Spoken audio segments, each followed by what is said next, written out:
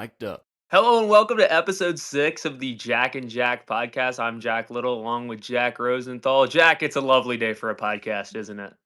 It's fantastic. It's going to be back home. Finals are over. A little stress relieved. Getting ready for a great summer 2026. Happy to be back with you, Jack. Always a good time. Always a good time. We got plenty to talk about. There's a lot going on in the world of sports. We could go anywhere from soccer to hockey to basketball, UFC. I mean, it is all kicking off right here in the summer. We'll bringing you all the action this summer right here on the Jack and Jack podcast. We'll be running through kind of everything that's been going on. We've obviously had some big news this week. We'll kind of dive into that in a second, but real quick, just kind of want to talk about the direction of the podcast that we're kind of going with here. So we're going to start getting more content up on socials and on YouTube and on TikTok and all that kind of thing. It's the summer now for both of us, so we're a little less busy. We got a little more time. So make sure to follow us over on there as we start to get those things set up as you see them. Also, a reminder to hit the heart button, which will notify you when we do a podcast, because we're going to be trying to do these at least weekly here over the summer. Maybe throw in a couple more when we have some kind of big events going on. But Jack, anything you want to add on that? No, I think you hit it on the head there. I think absolutely with summer being on and ready to go, I think we're definitely able to get more stuff on socials, a lot less busy for both of us. And I think you really said everything that needed to be said. So looking forward to kind of getting more off here in the podcast. Yeah, well, here we go. Let's dive into it then. Episode 6 starts right now. So, Jack, let's start with the NBA lottery. It dropped yesterday. I think that was kind of the big news of the weekend. The Wizards have the number one pick. You're a DC guy. How are we feeling? Hometown, baby. Bout time. The Wizards screwed year in, year out. Worst record in the league. They fall number 6. Trey Johnson, good player, but AJ Vance is a different beast. And I mean, I don't think like the odds were pretty. DP Darren Peterson was the favorite for a while, but then all the stuff with him not playing games and him with Bill Self, who knows what was going on there. And AJ jumped to a huge favorite. So the consensus number one pick right now, I think, is AJ DiBansa, and I think that he will fit great with the Wizards. I like him. Trey and AD's a nice big three. They got a nice young core behind them.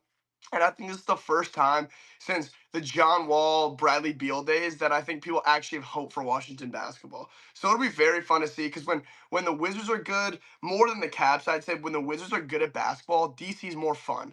The atmosphere is a little bit better, the vibes are a little bit better. I like DC. Obviously, I'm a diehard Detroit Pistons guy, but I would love to see the Wizards be good at basketball. What were your thoughts on the lottery? I mean, it's obviously some teams got screwed. Indiana doesn't even have a pick now. Zubats for the 5th pick. I mean, come on, man. They're screwed. They're screwed.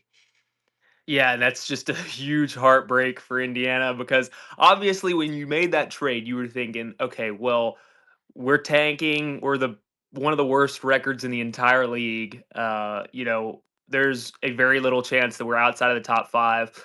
But then you take that risk. Now, a lot of people are gonna bag on him for this, but the other way to look at it is that the only bona fide superstars in this draft, the only 4 that you are sure are gonna be superstars, or at least first year contributors: Peterson, Debansa, Wilson, Boozer. Outside of those 4, Acuff's a great get, right? But the Pacers really don't need Acuff. Ade Mara would probably help them. There's a couple guys I think that could definitely help them. But when you look at it like that, right, you understand why he made the trade, because he looks at it and he's like, "Well, I don't get those 4. I'd rather have Zubats." And I get that to a degree, right? So now you've got a starting center. You've got Zubats, Siakam, you've got Nemhard, and you've got obviously Tyrese Halliburton when he comes back.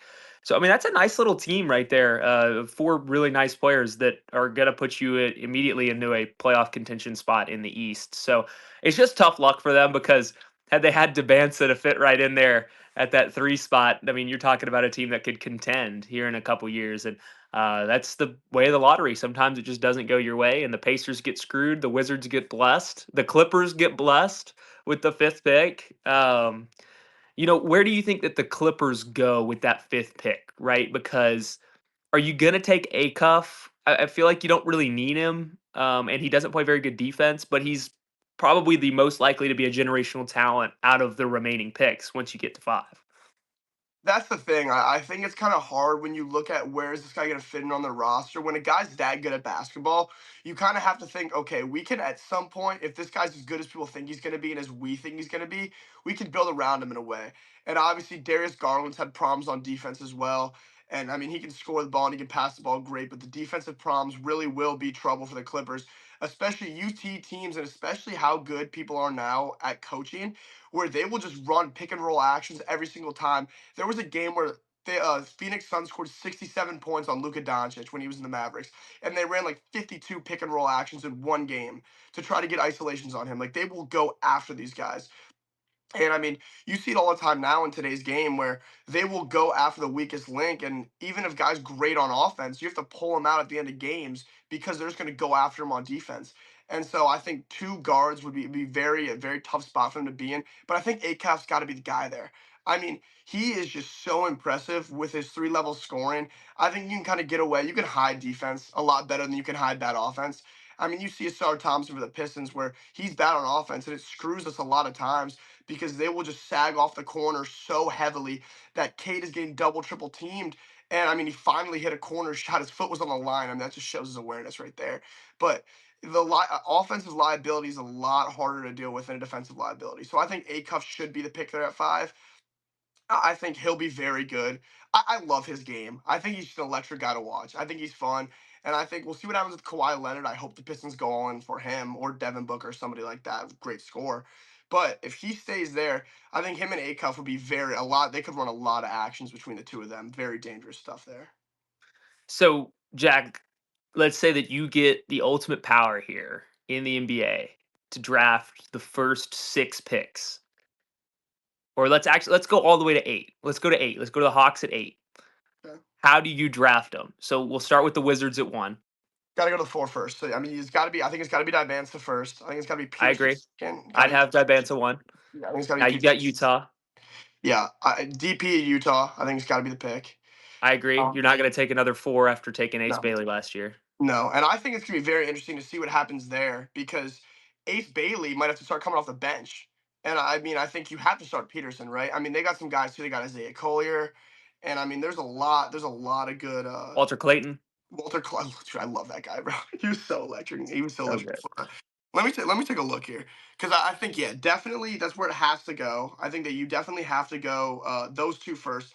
And then I think Caleb Wilson's gonna be better than Boozer is. I think Boozer, his game is gonna translate, but I think he plays a lot slower pace in a league that the pace is only getting faster. And I think Wilson fits a lot of more action that they're running in the league because teams now they really have their star player and they just run stuff for them over and over and over and over. And some guys don't even get any looks during the game. They'll get catch and shoot threes, but it's not run action for them. And I think Caleb Wilson will fit into a role where it doesn't have to be him getting plays. He can kind of come off his screens, set a pick, and pop a little bit. If he gets a great 3-point jumper, he'd be really dangerous. But get him in the mid range, get him going towards the rim. I think he should go 3. I think Boozer 4. And then I like Acuff at 5. I think he's really good there. Another guy I think could, I mean, potentially, where's Akeem Wagler look like? Because that kid is electric. That kid, I mean, he came out of nowhere. He was like a 70 something ranked player. All of a sudden, he's the best player in Illinois and a good Illinois team that makes the Final Four. So I think he's probably the next guy there. Mara, I hate him. I hate him. He's the worst. He's the worst. But he really is a good basketball player with a high IQ, and rim protection is so important. Guys like Rudy Gobert, who have little to no offensive game really, can get 4 first round draft picks traded for you and get paid $50 million a year because he can protect the rim better than most people ever. And so he's a great rim protector, a good lob threat as well, and has a good basketball IQ. So I think he'll definitely go there. I think it's a pretty guard heavy draft. I think I'm looking here, and I think that the eighth pick, I think it's between, for me at least, I think it's in between Kingston Flemings and Mikel Brown Jr. I think both two good guards, but I mean, I think what Flemings is able to do there in a pretty slow Houston offense that obviously has some games where they're great, and he had a couple 40-point games, But Kelvin Sampson is not a guy who is usually going to try and score 100 points in a game. He's going to set his defense. He's going to lock you up, try to hold you to under 60, and then the offense will flow itself and kind of do after that. So him being able to score 40 plus in an offense like that and be as dominant as he was as a true freshman, and Mikael Brown as well. I mean, what a loaded class this is. I mean, I'm just looking at Oh, this. It's unbelievable. unbelievable. This is unbelievable. But I think that's where it would go. So I'd say DeBance the one, Darren Peterson two, Caleb Wilson three. Um, we're gonna go Boozer four, and then Acuff five. Six, we're gonna go with Keenan Wagler six, and then did I said Fleming seven? Where I think I messed one up there. Mara. Mara seven, Fleming's eight. Okay. Mara seven, Fleming's eight. I think I that's like it. good. I think that's my eight right there. All right, here's what I'm going with, and by the way, what a loaded class. I mean, you make a great point. You know the guys we didn't mention there? No Braden Burries mention, No, no really. Nate Ament mention, no Mhm. Yaxel Lendeborg. I mean, all these guys are like big time players that would have been top 5, 6, 7 picks in years prior, and we're not even talking about them in the top 8. Didn't even mention them. I mean, it's just incredible, and I think Braden Burries will probably be in this conversation as well. So I'm going to start off with obviously having Debanza Peterson, and then I do think Caleb Wilson fits better in Memphis, and then Boozer will get to go to Chicago. I mean, I think the Bulls really want to have Boozer. I think that you look at Memphis and they kind of drafted Zach Edey, and it sort of worked, not really, but I just don't really see them going the big physical college successful player again. I don't see them going back down that route, so I think they're going to take Caleb Wilson three. Then I think Chicago likely takes Boozer. I mean, he's a Boozer in Chicago. It's kind of perfect. Yeah. I kind of love that it felt like that. I hope that does happen. Now, I will say, Carlos Boozer has worked for the Jazz as a scout, so there's a chance maybe he goes two. But I don't know that you can pass on Peterson at two to take another four if you're Utah after drafted a four last year. So I think Peterson will still go two, but keep an eye on that. Then you look at five. I don't think that the Clippers will take a cuff. They may trade out of this pick. I'm not sure, but they might because a cuff is the kind of guy that you can build something around, and the Clippers aren't looking to do that with him. So I could see them trading out of this pick, but I think more likely they just take Kingston Flemings or Keaton Wagler. I'm actually going to go Wagler there at five. Then I think Acuff goes six. Just a better location for him. And then seven, I would say Mara because I actually, if it were me, I'd draft Mara in the top five. But I don't think they will. So I think that seven slot because of Maxime Reynaud being in Sacramento already, they're not going to take Mara there. Mara will fall to eight to the Hawks, and then the Kings will probably take Kingston Flemings. I think they would rather have Acuff, but just isn't going to work out that way. And so that's kind of my top eight as well. I've seen Braden Burries in that as well. I really like Nate Ament as well. Nobody likes Nate Ament but me apparently. But I like Nate Ament. I think he's going to be really good. He's got a lot of the stuff that you see some of these stretch, big threes, stretch four kind of guys have. He's got a great looking jump shot. He didn't shoot it at an elite clip, but if he's capable of it, it looks like a shot that is elite. And so a lot of those guys that have those kind of good looking jump shots, they end up developing into very good shooters. And I could see Nate Ament being exactly that. So he's in my top 10 as well. And then probably Yaxel would round out my top 10, and then Burries and Mikael Brown fall just outside of it. But man, what a draft class! I mean, it's unbelievable. We're like 2 years removed from Reed Shepard being the number 3 pick in the draft, and I love Reed Shepard, but we had Zachary Rizache and Reed Shepard in the top 3 of the draft, and Alex Sarr. I mean, that was what in the world was that draft? Terrible. But you look at that one, and Rob Dillingham, who hasn't contributed at all, was a top 5 pick. I mean, that just a terrible draft. And then this year you got 12 guys who all would have been the number 1 pick that year.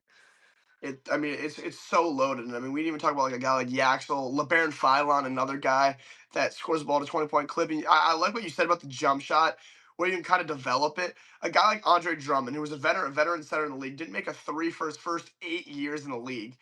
But in order to keep a job, that's what you got to do. And he made 18 or 19 threes this year, was hitting them at a pretty good clip, hit some big ones in the playoffs for Philadelphia. And 4 years ago, you'd think there's no way this guy makes a three. You see it all the time now where guys in the league kind of they slow down, they're not as dominant inside anymore. And now you got to build a three pointer where it seems like the Celtics will shoot 50 of them a game, where it's like, all right, if you can't shoot the three, you can't really play. And I think that a guy like a Ment will definitely be able to do that in the league. And I think over time, because obviously you have these trainers and the technology and the nutrition and everything at the highest possible level, where you're doing everything you can to make this guy better at basketball. And I think any NBA team now with the jump shot, the way his looks and the way the way he's able to play the game, I think 100% I agree with you that he will be able to shoot the ball within his first 2 3 years in the league at a pretty decent clip, better than he did in college at least. Yeah, I completely agree with that. And when you say that, you talk about Andre Drummond. I think Al Horford.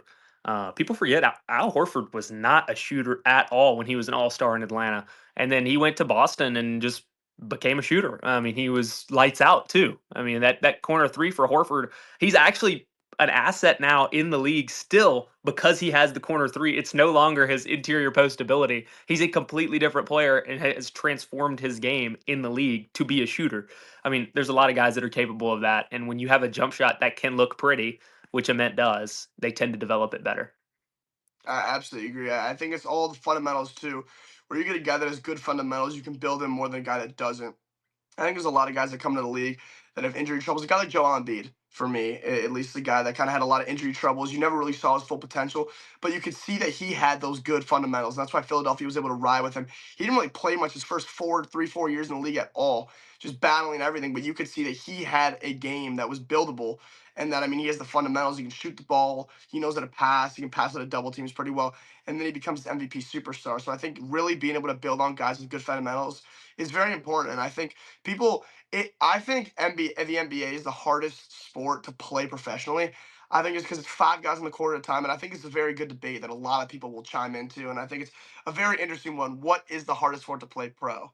I think it's the NBA, especially. I think the league that is the hardest. I think it's the NBA, and I think it's just the margin is just so crazy. You see guys that'll play basketball. There's like, oh my god, this guy doesn't miss at all. He's unbelievable, and he barely makes the cut in the G League, and sometimes not even. Sometimes it's a guy me and my friends were watching like this Moroccan basketball league the other day because there were no other sports on. We're like, all right, we gotta throw something on the TV. Let's just watch this. And some of these guys are unbelievable at the game. I mean, their handles are on point. They know how to pass out of double teams. They know how to shoot the ball lights out from Curry range. And their guys are never even gonna sniff the league. They're never gonna sniff the G League. So it's just so crazy. It's a very interesting thing. And I think we could definitely do like a segment like maybe in a later episode we maybe like get some questions in and kind of talk about that a lot. But I think it's a very interesting thing. But no, I think what you said was very good. And going back to kind of the NBA draft, there's a lot of guys. What about Momchilovich? Is Momchilovich in? He's still in the class. He's still staying in the class, right? And a guy like I'm sick to my stomach reading all this Jeremy Fears stuff every day. He is still, I don't know why he is still in this. I mean, obviously he wants to go to the combine probably and get some feedback from scouts. But dude, he's not an NBA ready player. Jace Richardson leaving a year early broke my heart. And if I see it again, I don't know. It's gonna be heartbreaking stuff, man. Yeah, and there's a lot of guys. I think staying on the draft topic here. There's a lot of guys that are fringe dudes who are going to go back to college. We're going to see a lot of these guys just start dropping. I don't know if you saw today, but both Milan Momcilovic and Malachi Moreno declined to play in the 5-on-5 scrimmages because they want to do individual team workouts. Now that can mean one of two things. That either means they have a team that they think is going to take them at a specific spot, so that means they're going to just work out with that team, which is a little bit of what people think Moreno's doing with the Knicks. But Bomchilovic is more of people think he's just leaning back to going to college. So, you've got Alan Graves in there. You've got Flory Badunga. You've got who else is down there at that bottom? Like Vazar. Plenty of Mhm. guys in that area that can come back that haven't made a definitive decision yet between like 20 and 40. There's going to be plenty of those guys who drop out. Chinyelu is one of them as well at Florida.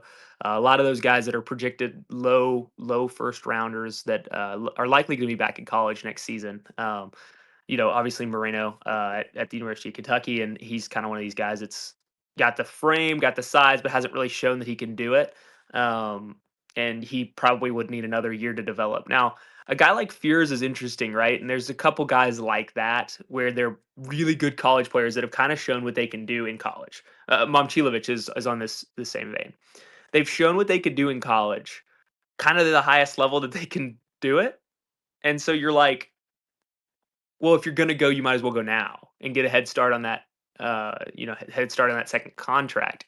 But with the NIL and the amount of money that you make by coming back, like Momcilovic has entered the portal and is not going to play at Iowa State next season. So if he ends up at Kentucky or Florida or whatever, they're going to pay him $4 or $5 million to be their best player, as opposed to the $1 to $2 million that he's going to get being the 43rd pick in the draft. I mean, it's almost a no brainer to come back for an extra year. So definitely an interesting landscape right now, especially outside of the lottery, on who's going to come back and who's going to stay in the draft. Lots to watch out for there.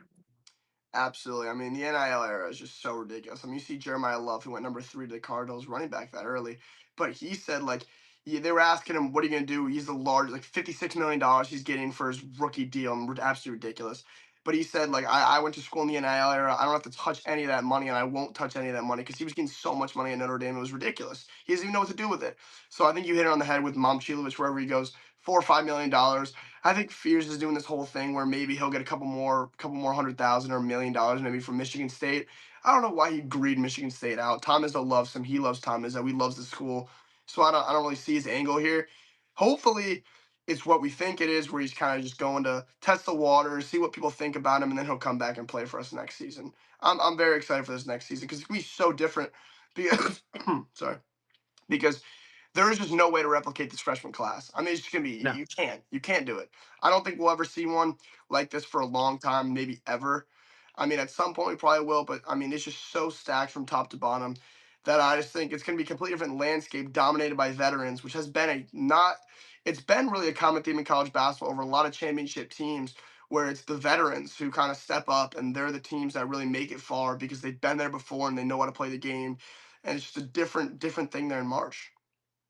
Yeah, and it's going to be a different look next year in college basketball. You're absolutely right without those freshmen, but the whole landscape changing. You get more of these highly talented guys. The college game is getting better and better every year. There's more Euros coming over. It increasingly becomes one of the top leagues in the world, which is a lot of fun. Obviously, I think it's the NBA as the top league, and then below that, I would say it's the Euro League, and then the G League in college are kind of on level playing field these days, which is just really cool to see for the college game. It's very good for the league and for the entire country as the college game continues to grow. So good opportunity here to segue into our next little segment. Let's talk about the NBA playoffs a little bit. We're still going to stick on basketball a little bit with the Knicks getting the sweep 4-0 over the Sixers. The Knicks are in the Eastern Conference Final, and you know that city is loving it. Yeah, I mean, back-to-back conference finals appearances for New York. I mean, they have one of the most electric fan bases ever. The city's on fire when they win. I was pretty surprised with the way Philly went about the series. I think game two is really the turning point. Game one, New York had. Game two, Philly was in that game the whole way. They let it go at the end. Were not good down the stretch at all. There were about 5 possession stretch from about the 3 minute mark to the minute 30 mark where they had good looks every single time down the court and couldn't capitalize at all, and you let a team go up 2-0 like that, you lose game three, the series is over. And then just completely just gave up in game four. I mean, they were down 39 points going into the fourth quarter. I mean, that team showed no grit, no effort, no will to try to come back from 3-0. They went down 3-0, like, all right, it's over. And Beats talking in the post game press conference like this was a victory season for me because I stayed healthy, which, yeah, good on him for staying healthy. But the whole thing with trust the process, second round's not going to cut it. Yeah, they beat Boston, great upset. Boston never really had a healthy Tatum, didn't have Tatum at all in game seven. This Boston team was never going to win a title. They were not the same Boston team that we saw last year.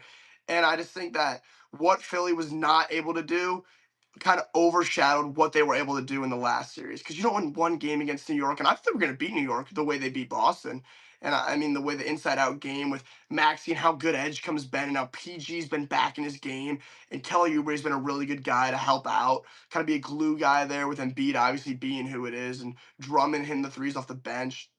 I just am really disappointed. But I think that this is really good for the city of New York, and we will see what happens in these Eastern Conference Finals because they get this extra week of rest. They're hoping. I had one of my good friends. He texted me today. He's a diehard Knicks fan. He goes, "I hate to text you this because you're one of my good friends, but I really hope that Cleveland beats you guys in double OT of a game 7 in a week. So we don't have to play for a week and a half. We can just rest our guys and then come to the Eastern Conference Finals. So it's a very interesting thing because this is very good for New York now. I mean, there's at least going to be 2 more games in this Detroit series. There's at least 5 days playing night. Well, I mean, maybe 3 more days, but it could stretch out another week. So very interesting to see. What do you think happens in the Eastern Conference? Yeah, I think New York's better than people think they are.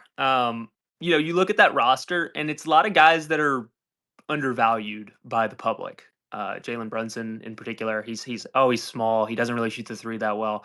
Yeah, but his little inside post fade thing is unstoppable. Nobody's figured out how to stop it. He hits it 90% of the time, and it's lethal. And so you've got that. You've got Cat, who is a little zesty or whatever. I was watching The Devil Wears Prada 2 the other day, and he Yeah. makes an appearance in it, and it is the funniest thing because, of course, Carl Anthony Towns was in that movie. Because why wouldn't he be? Carl Anthony Towns is, I mean, he's one of one. But as a player, he's also one of one. I mean, he's the best 3-point shooting big man we've ever seen. He's got a great repertoire of passes. He's got a really nice couple of post moves. He's got such a big frame and such skinny legs. It really doesn't make any sense that he's as healthy as he's been. But I mean, he's just one of those guys that are undervalued. Mikal Bridges has a weird looking jump shot. Nobody likes him because he has a weird looking jump shot. I mean, it's so odd, but it goes in, and he hits the mid range at an elite clip, and it's kind of like a dead art, right? That mid range, but Bridges shoots it really well. And he had 2 really good games, and he's kind of the X factor for them. If he plays well, then the Knicks are probably going to win. And then you look at these other guys, Ananobi, Alvarado. I love their role pieces. I think they're really a well constructed team. They just aren't flashy in the same way that the Spurs and the Thunder are, where you watch them and you're like, "Oh, this is modern basketball." The Knicks kind of play like 1993 basketball, but it works because they hit all these shots at such efficient clips, and they have such a good big man down low in Karl Anthony Towns. So I really like the Knicks. I think that they'll probably get to the finals. I don't think that they'll perform very well in the finals because I think the Spurs or the Thunder are just much better than them. Although we'll get to the West here in a second. But I just think the Pistons and the Cavs are both pretty weak. The Pistons shouldn't even be there if Franz Wagner doesn't get hurt. I think that the Magic probably beat the Pistons, but that kind of lit a fire under them a little bit, and we saw that in the first 2 games, especially in Detroit.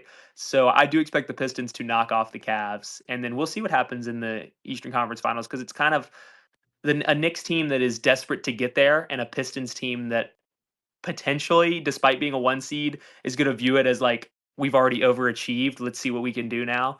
And it'll be a really interesting matchup between those two because those are two fan bases that are hungry for it. I agree. I mean, we got our first playoff series win since 2008 last week, and I agree with you. I think if Franz doesn't go down, I mean, he was the one guy that was really able to stop Cade Cunningham at a decent rate, and he goes down. Obviously, heartbreaking for Magic fans. They don't get to play that song, which I'm okay with. I was tired of hearing it. Very catchy, a very catchy song. I love it. But we're okay with getting on there, and then this Cleveland series, man, I mean, we're better than Cleveland. I think we're better in most places. I think Cade Cunningham's better than Donovan Mitchell. What James Harden was able to do in game 3, they were up 17 points, 15 at halftime, were really controlling the game. And it's been the story of the season for the Pistons is when they lock in defensively and really take you out of your game, take you out of your action, start creating turnovers and creating havoc and making the game a little dirty. Because you spoke to the Knicks playing 1993 basketball. The Pistons play a similar style where it's not it's not flashy at all, but it will beat you up down low. And that's really I was a lot more scared of Orlando than I am of Cleveland. Obviously, I'm not overlooking the Cleveland Cavaliers at all. They have some great players. I love Donovan Mitchell's game. I think he's one of my favorite players to watch in the league. I absolutely love the way he can shoot the ball and kind of control the pace of the game. But the physicality was a huge problem and was something that we haven't seen all year because Dern and Isaiah Stewart have really been able to dominate people down low. Jalen Dern has been so disappointing in these playoffs. Isaiah Stewart got benched last game for Paul Reed, who I love Paul Reed. He plays so hard in the limited minutes that he gets. And we almost won that. Cade Cunningham, unfortunately, has been so good for us all year. Had 3 really bad plays in a row, let them get up, came down, hit 2 shots, but the beard, I mean, goes back to vintage James Harden, nails a step back 3 until Tobias Harris's grill that kind of iced us there in game 3. I think we should be able to win this 1 in 6, but what you said about New York, they are very undervalued really everywhere. And going into the playoffs, I was like, okay, if New York can come out of this region and they can get by Boston, then I think it looks very bullish for the Pistons to make the NBA Finals. But now I think the way New York's firing on all cylinders, it's gonna be very, very tough to beat. And I mean, obviously, we will get the home court advantage if we get there. But it's a 7 game series. The Garden is much harder to play than Little Caesars. I mean, Little Caesars doesn't even sell out. It barely sells out. And we're a 1 seed in the playoffs for the first time since like '04 when we won the title with Prince and all those guys way back when. And so it's just kind of hard to buy into. But I really think it's a very interesting Eastern Conference. And I think that'll be a great series.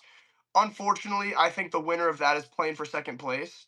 I think we'll get to it next, but I think the Western Conference is just so good, and it kind of sucks because you look at a tournament like March Madness, right, where it's all different regions. They're all you don't know who's gonna be where. You can kind of think about okay, this team's gonna be region here, this team's gonna be region here, but there are some surprises really everywhere. I mean, nobody ever gets it perfect. Jacketology is one of the best at it, and it's impossible to get perfect.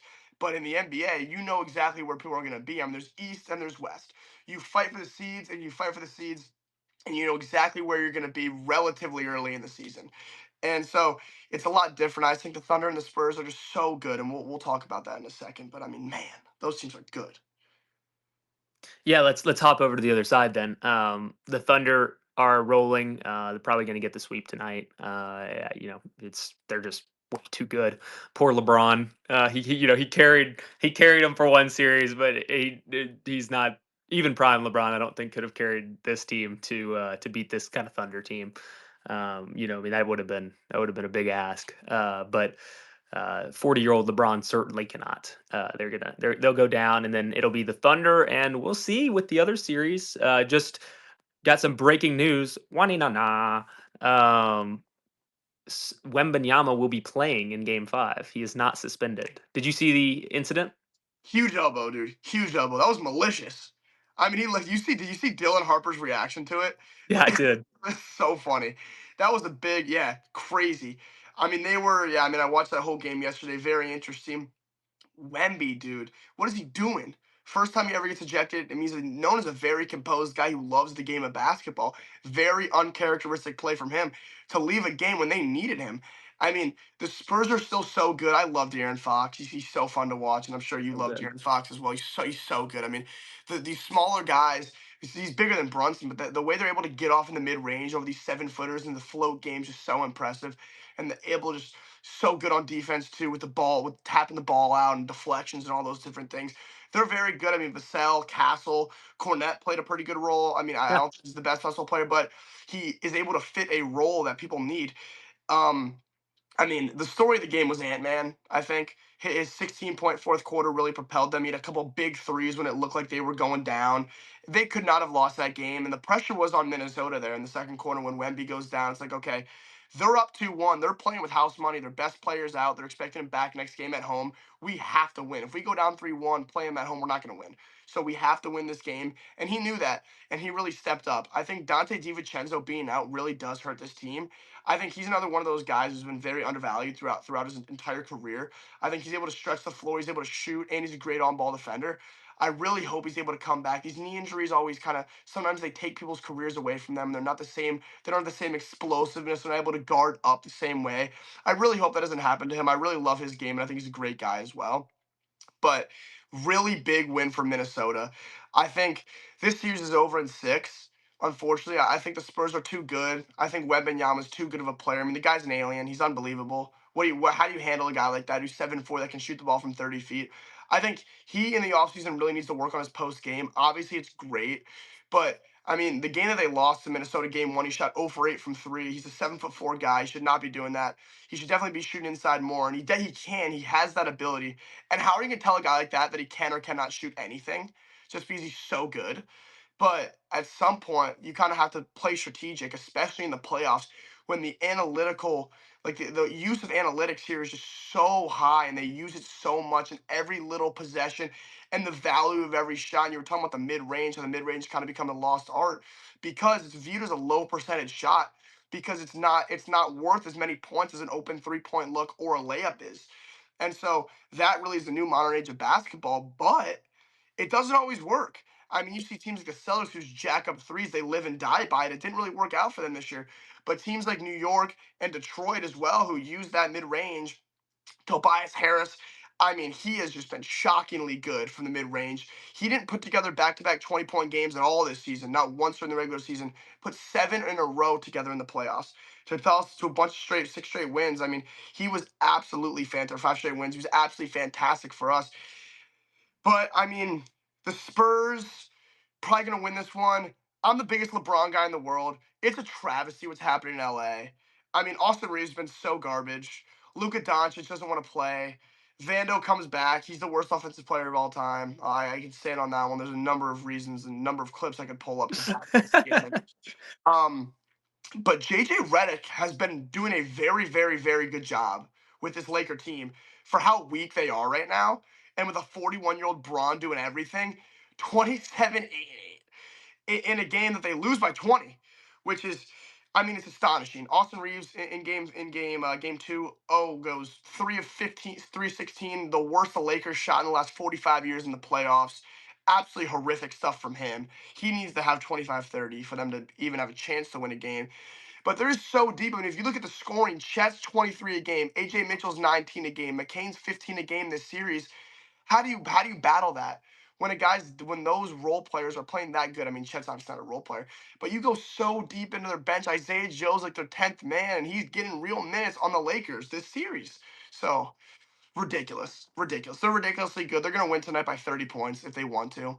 I could see Lakers giving up like Philly did. I don't want to. And LeBron's not that kind of guy, but I see JJ Redick having to empty the bench tonight with 11 minutes to go in the game, down by 30. I just Yeah, think that's Bronny's playing big minutes. Ronnie's going to be a contributor tonight. I just think that's the way this game is going. Really unfortunate because that series was so fun in Houston with a 41-year-old LeBron. You get the old taste of always carrying this team. Obviously, Kevin Durant was out. He only played 2 games in that series. The Lakers won that game. So I think very interesting to see what they do in LA and where they go next year. Is this going to be LeBron's last game in a Laker uniform? Are they going to try to? I mean, you can't really build around Braun. He's got 1 season left. So what do? You let Braun go. You maybe try to trade him for something small. I think he's a no trade clause. So he's LeBron. So you kind of try to build around Luca. Really go heavy in on Luca because Luca is one of the most fun players ever, but he can't stay healthy. So it really is a travesty. Who do you think will take down the NBA Finals this year? Oklahoma City. I don't know that they're going to lose a game. I Yeah, mean, they will just because they will, but you know, they have the capability to sweep the Spurs and the Knicks or Pistons. I think it's more likely that the Spurs beat them than anybody in the East. I think probably the Western Conference Finals is the de facto finals. I do think the Spurs will end up beating Minnesota. If they don't, then I'm serious. Oklahoma City may not lose a game. That I think it'll be 4 for OKC. Uh, AJ Mitchell, like, are you serious? UC Santa Barbara, AJ Mitchell is a superstar. What is happening? I mean, he's going to go somewhere else and be unbelievable. But Sam Presti is a yeah. genius. I mean, he is a genius of a human being, and the Thunder may win like 4 or 5 titles in a row. And if that happens, then we're talking about Sam Presti being the best general manager in the history of American sports. Like, I mean, obviously we're not there yet, but there's a chance that they get Yaxel Lendeborg in this draft. Like, they have the number 12 pick. Like, it's just the talent that they have at their disposal is, I mean, it's gluttonous. It's like biblical proportions of greed. I mean, it is unbelievable what the Thunder have. And as long as Shea continues to be a superstar, which, has shown no signs of falling off or anything like that, then the Thunder will continue to win. And I think that, certainly they're going to win it again this year, barring a minor miracle pulled off by somebody. I mean, it's going to take a Herculean effort. Like, Wemby would have to score 30 a game for 6 straight games in order for the Spurs to even have a chance. And Wemby has not looked like that kind of guy in these playoffs, and he just doesn't have enough playoff experience. Maybe Ant, maybe you get like an Ant crazy run. I mean, is that what you're hoping for though? Like, I mean, it's just they have a hard time playing in the Garden, maybe, and the Knicks beat them. I mean, I just don't see it. I just don't see it. I don't see anybody beating them in 7. Maybe one game at a time, but I do not see it right now, and that is all credit to this Thunder team and what they've assembled, especially in the front office with Sam Presti. Yeah, I mean, you look top to bottom; they're unbelievable everywhere. I mean, Presti, on you're right. We are getting very close to having some very uncomfortable conversations of where he ranks all time in general managers in all sports ever. I mean, this what he's been able to do. I mean, that trade not only was that trade with Paul George with the Clippers unbelievable, but what he's able to the talent that he's able to draft, the trades that he's able to make. I mean, even small things like getting McCain. So smart. I love McCain's game. And they got Philly at a vulnerable time because you have VJ Edgecombe come in. You're like, all right, they play kind of similar positions about that two spot. McCain can play the one, but it's you got to get rid of him because VJ's that guy, and so pick him up. Mark Dagnall, great coach, and I mean that Thunder roster is just unbelievable. The Spurs were 3-1 versus them in the regular season, but regular season and playoffs is a lot different meaning to it. And you hit it on the head where Wemby has not looked like the Wemby of the regular season. I mean, Wemby was putting up great games. The Thunder couldn't stop him in the regular season, but when they hunkered down, I mean, they're the number one defense in the NBA, one of the best defenses I think I've ever seen, team defense wise, with guys that can score at an unbelievably efficient clip like they have Shea. And then they've done all this without J Dub. Their second best player hasn't even played the whole time.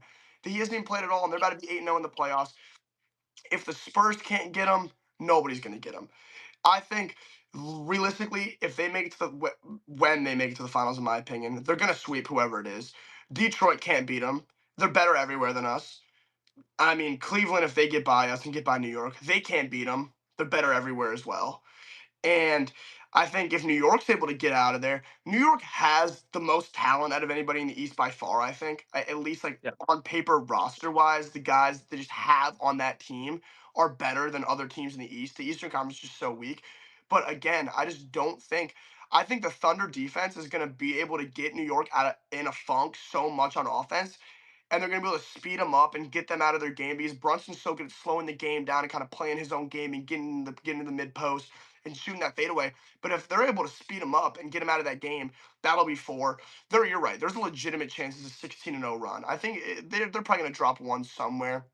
It's not going to be tonight, but sometime in San Antonio, I think they're probably going to steal one game off of maybe a Wemby legacy 37, 12, 5, and 8 performance. I'm like, oh my goodness. Like it's 2-1 or 1-1 now. They steal a game in OKC, maybe. And then it goes back to status quo where Shea gets his 30 pretty easily. Probably shoots 26 free throws, but gets it done. And then Chet does his. Hartenstein's been great. If we see Jada back, it's over for the rest of the league, and this really could be a team that could continue to win past this year, past the next year. Who knows how long this goes on for? Because soon enough, if they win this year and Shea wins, he's probably going to win MVP again. So it'll be back-to-back MVP, back-to-back championships, back-to-back Finals MVPs. Where's that in the best guard runs of all time? I mean, look at Steph Curry's run in 2016, but they didn't win the ring that year. Obviously, they had those 3 rings in 4 years, whatever it was. But they were not this good defensively at all. They were not this good defensively, and they did not have this kind of depth at all. And so it is very, very, very interesting to see what will happen in these next couple of years because if they do it again, and if they do it a third time, Shea's. I mean, I think he's already better than Russell Westbrook all time. I think he's the greatest Thunder of all time. Wow. I think he's the greatest Thunder player of all time. I think he surpassed Russ and Kevin Durant as the greatest Thunder ever. I mean, I just think what he's able to do, he does it so efficiently, and it looks so effortless. I mean, I made the little free throw joke there, but he really is one of the best basketball players I've ever seen. His IQ is so high. It seems like every time they need a shot, he makes it every single time.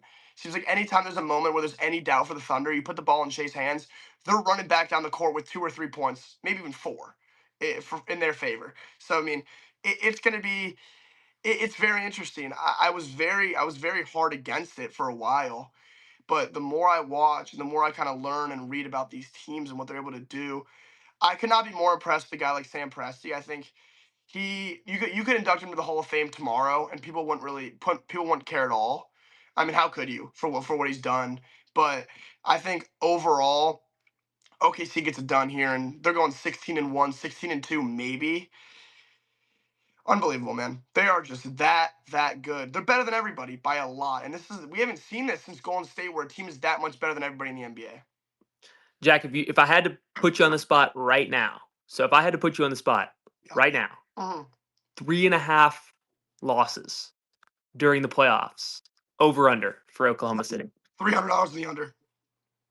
Yeah, 300 on the under right now. Easy. Yep. And Easy. that's how good they are. Yeah. All right. So, Jack, let's get your UFC segment in right here. We're going to try to get this done by 2, so it's an hour episode. Okay. Let's get the UFC segment and I'll wrap it up. We'll talk about the Premier League a little bit and then close it from there. Perfect. Did you see this card? Did you see anything on social media about this weekend? Yes. Yes, I did. I saw a lot of people being very patriotic about Strickland's win. This is the American dream. I mean, this guy, Hamzat Chimaev. There were, and very sad topic, but there were two guys in Uzbekistan who actually committed suicide because of this loss. They took out, they took out their houses, their cars. They sold their wife's jewelry, their wedding rings, their wedding bands, and put it all on Hamzat. And I thought, really, people were asking me, "Hey Jack, what's the lock of the weekend?" I go, "There's no way this guy loses." I've watched so many UFC fights. I saw this guy come into the UFC. In his first 4 fights in the UFC, he ate one significant strike in 4 fights. He would just pick people up, throw them in the corner. This guy Li Jingliang is a pretty good, credible UFC fighter. He picked him up, carried him on his shoulder, brought him to where Dana White was in the corner, threw him down, and then choked him unconscious in front of Dana White. He's been on a tear. He dominated the former middleweight champion DDP in all 5 rounds, 50-43 to him, so multiple 10-8s in there.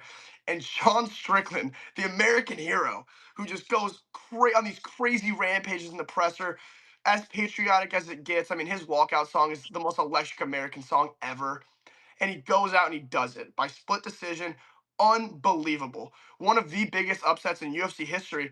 And this is the second time Sean Strickland's done this. Prime Israel Adesanya. Sean Strickland was a 5-1 underdog. He was a 4-1 underdog in this fight and a 2.5-1 underdog in his last fight. And he won all 3 of them.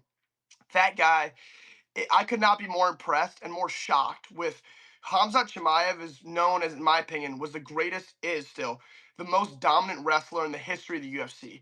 I think Khabib Nurmagomedov is obviously up there, but the way that he's able to just put people on their backs and not able to get up, and people have always had a hard time with Strickland, but I just didn't think it was going to be this one. But he was able to stand him up, get him round 2. He landed a right hand that was a pretty big right hand. Sean Strickland actually separated his shoulder going into the fight week. He talked about it after the fight. He landed a nice right hand that kind of changed the course of the fight, was able to get on top in round 2, win round 3. Hamzat comes back, wins round 4, 2-2 going into the 5th round. Who wants it more? And the American takes Chimaev's undefeated record, is the new middleweight champion, and one of the most astonishing upsets of all time, in my opinion. Hamzat Chimaev might go up and fight at 205 pounds. There was a lot of talk about how he missed weight and how he cheated on the scale and how he was preparing to fight at 205 already. He talked to Dana White after the fight and said he couldn't go up, or he had to go up because he just couldn't do it anymore. Such an interesting scenario there. Maybe a rematch. He was calling for a rematch on Twitter. But I mean, that's the American dream right there. We can carry on to our co-main event, Joshua Van versus Tatsuro Taira, which is an unbelievable fight. Flyweight, 125-pound championship. Can never really miss those fights because those guys are so technically good, but they're not really big enough to have that one-punch KO power where they're Derek Lewis or Francis Ngannou, where you touch them once, it's a death touch. You touch them on the chin once, they're going out cold for 12 minutes. They don't have that kind of power. But Joshua Van, this was a classic. Joshua Van, elite striker. Tatsuro Taira, elite grappler. So we see where it went. Tatsuro Taira able to dominate round 1, get Van on his back, kind of hold him there, try to maybe attack a couple submissions, but kind of just use his wrestling dominance and his top control, which is very impressive to hold him there. But Van's hands, he hit Tatsuro Taira with a bomb in round 2, set him flat. Tatsuro Taira was throwing a leg kick. Van hit him with an overhand right, sends him flying straight backwards.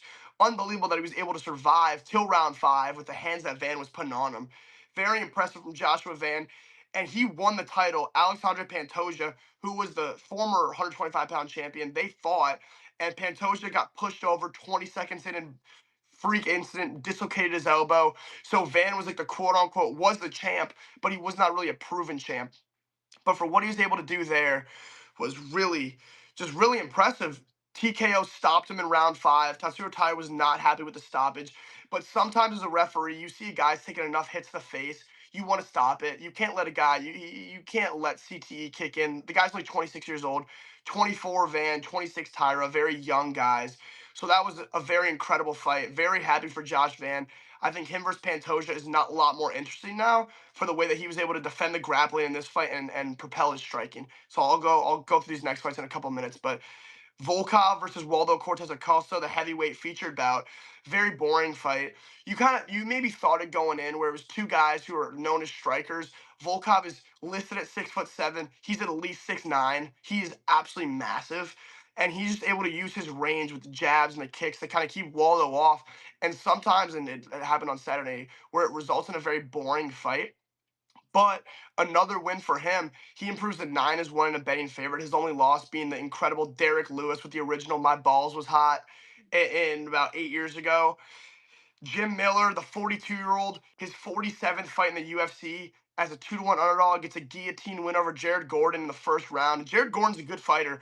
Um, I mean, that was a very, very interesting fight. Jim Miller's just such a legend. He wants to get to 50 fights in the UFC, which is just so incredible for him. Baisan Gur Sursurkayev, another young guy, now 12-0, was the 8-1 favorite. Almost got fraud checked, able to fight back for a submission win. Rear naked chokes the guy unconscious in the third round.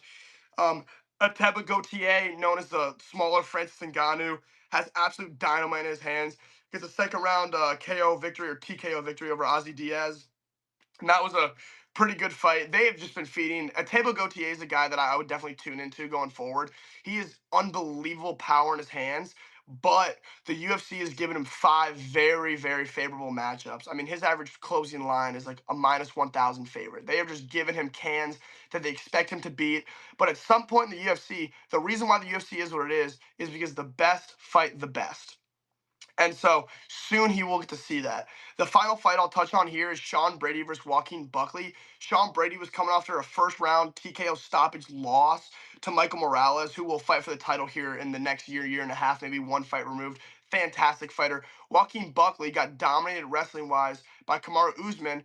Sean Brady, and this is why this is such an interesting fight. Sean Brady was a 2-1 favorite the entire build up to this fight until the day before where the script flips, and now all of a sudden Joaquin Buckley's a 2-1 favorite. Like, what's going on? Is he hurt? Who knows? I didn't really buy into it. I put some dollars on Brady. I thought Brady's wrestling was going to be the factor because you can train all you want. You can't train live fight action the way that it is. Just like you can't train playoff basketball, you can't train March Madness basketball. You can't train these things. You just have to adapt to the moment. And Sean Brady, when he said he got the message that there was a lot of irregular betting activity going on, he was kicking his feet up. He was like, "I'm perfectly fine." And this came out after the fight. But Sean Brady dominated Joaquin Buckley 30-25. Used his wrestling exactly how people expected him to. Put Joaquin Buckley on his back. Outlanded him by I think tenfold on the significant strike number. Had two 10-8 rounds, the second and third round. Buckley did absolutely nothing in this fight. Wasn't really able to get anything. And so we'll talk about it soon, but he might soon will be probably relegated to a spot outside of the rankings. Speaking of relegation, is Hotspur's going to get out? It looks like it now. It looks like they're good now. What a day in the Premier League, and Jack, that's a great rundown of the UFC. You can finally breathe now. That was fantastic. We'll try to cut that up and get that all posted online. So still gonna try to work out all those kinks on the posting and all that, especially with the clips. So, but yes, talking about the relegation battle. West Ham and Arsenal, what a game. Did you watch any of it? It was unbelievable. And then the finish. Oh, what a finish. Unreal. They're holding their breath. So it's 0-0 for those of you that do not watch the Premier League. Arsenal is in first place. They're in first by right now 5 points. Had they drawn, it would have let City back into the race where City could have won the league on goal difference. So it's 0-0 in the 78th minute. And then there is a chance for West Ham, a very good chance for their Brazilian midfielder, Mateus. And he gets a shot, and it's denied by Rea, a one-on-one opportunity in the final minutes. There's maybe 12 minutes left, and he makes this huge foot save. And then Arsenal comes back down the other end. They score. 81st minute, Leandro Trossard finds the back of the net. They're going to build a statue for him outside of the Emirates. But this is a huge game because Arsenal, yes, they're in first. West Ham is in 18th. So 20th, 19th, 18th are relegated from the Premier League. 17th stays up. Spurs are in 17th. So Spurs are 1 point ahead of West Ham. Spurs play today at 3. The game will probably be over by the time this video comes out. But Spurs need West Ham to lose in order for them to stay a point ahead of West Ham. Now, Spurs and Arsenal are bitter rivals, so it's so weird. Spurs fans are rooting for Arsenal to win the league. It's like this whole like, would you rather get relegated or have Arsenal not win the league? And the fan base is split. What a battle that has been! It's been hater central there for Arsenal. At the end of the game, 96th minute, West Ham scores. Callum Wilson scores at the back post to level it at 1-1. Now they go to VAR. The goalkeeper David Raya comes up to claim the cross and his arm gets pulled down in the process. And so he's not able to come up and get the ball. So he's coming here. This arm gets grabbed right here and pulled down. So it tips off his fingertips and goes backwards. Now that means that Callum Wilson is able to score because of a play that was a not it's not a football play, right? He didn't bump him with his body. He didn't like, kind of touch him down low. It was a grab on the arm of the goalkeeper who's going up. Now they protect the goalkeepers, and that's not a football play because there's no way you can be going for the ball with your hand. There's just no way, right? And so VAR overturns the goal in the 96th minute and has essentially granted Arsenal the league because their next two games are against Burnley, who's already relegated, and then they play Crystal Palace, who's in a European final and will not be playing their starters. So it's like almost 100% chance that Arsenal's going to win both of those games and will win the league. Now they've also likely sentenced West Ham to death because that was kind of the best chance that they had while Spurs play today against Leeds, who's already safe, who probably is not going to be playing their top squad. So we'll see if Spurs are able to pick up points today. But at the same time, the VAR has decided a massive moment, and this is a country that hates video review. So just a fascinating finish to this game, a fascinating finish to the league. There's still 2 games left, a lot left to be decided. Arsenal cannot drop points. West Ham and Spurs are two massive London clubs that are both in danger of going down. And that's what kind of has gotten lost in the shuffle this year.